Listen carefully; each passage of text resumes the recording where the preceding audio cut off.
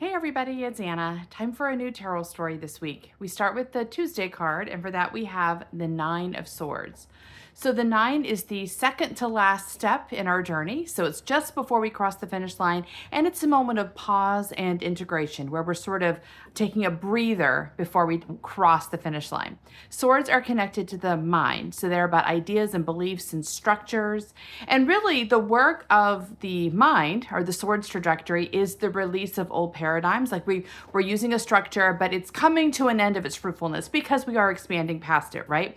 So there's the challenge of the swords is learning how to trust and walk in faith and release the things that it was relying on. So these structures, these tools that it's been using, it now recognizes it's time to release them and let them go so that something new can come. So it is a sort of death that the mind is working towards, the death of the old, so we step into the new. And that's what's happening in this moment. There's a moment here in the Nine of Swords of panic where it's almost as though the mind's really recognizing that the death is imminent. The loss of the familiar and the known is imminent, and the mind begins to think it's made a mistake. So the woman is sitting up in bed. She's got her hands, her face buried in her hands as though she's panicking. She thinks she's in danger, which makes sense. Because the mind associates familiarity with safety.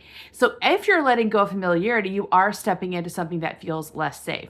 So it's almost as though she's fearful, not just fearful, but like panicking, like almost as though she wants to back up. She thinks she's made a mistake. Something's gone wrong here, right?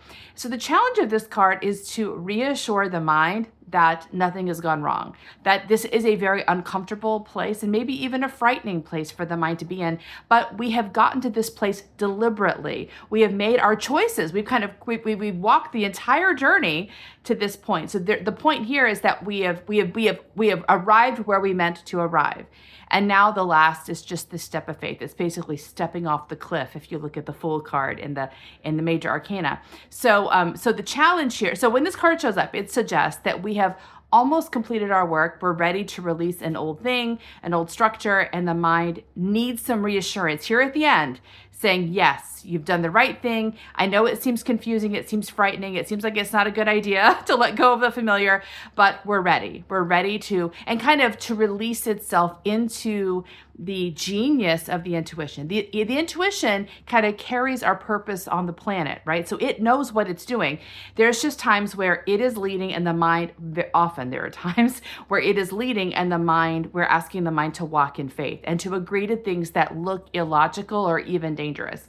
And I feel like that's what's happening here is we're asking the mind to sort of release into this final submission, release to the death so it can open to new life.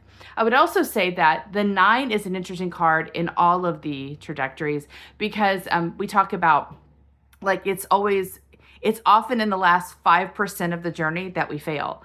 And it's because we're getting so close to the end. And right here before the end, it's like our last point of turning back, right? If you stop here right at the 9 point, you don't complete the work. And then you get to go back and rework what you've already done, which at least it's familiar. Maybe it's not that interesting because you've already accomplished it, but it's familiar, right? So there is this idea that, the challenge of a journey is usually the last 5 to 10% of the journey where you have to decide to finish. And I think that's the challenge that pops up with the mind. It's good to remind ourselves that this is not the mind being stubborn or obstinate. It's the mind being afraid, needing support. And it is entirely predictable. It is entirely predictable at this moment that the mind is going to panic. So if the mind knows it's predictable, it's less shocking or horrifying and more challenging, but like in a way that's normalized. So kind of notice that your mind's struggling. If you're at the end of a journey, you're ready to let go of something old, your mind is nervous and anxious, just sort of imagine taking your mind's hand and saying, it's okay, I've got you. You've done a great job. We're where we're supposed to be. Let's just take the final step and see if you can ease your mind past this. The danger here is in the mind. There's no danger like in this image. There's no actual danger. There's no one breaking into her home. There's no one threatening her. There's no wild animal in the room. The danger she's perceiving is in her mind. And the danger is really the release of the old and stepping into the new. It's really the perennial danger. The perennial problem with expansion is you have to let go of the familiar and walk into the unknown. And since that is the perennial challenge, we want the mind to to get more familiar with its experience, that the experience of the challenge and with the solution of the challenge, which is faith. That's our first card. See you tomorrow for our next one. Bye.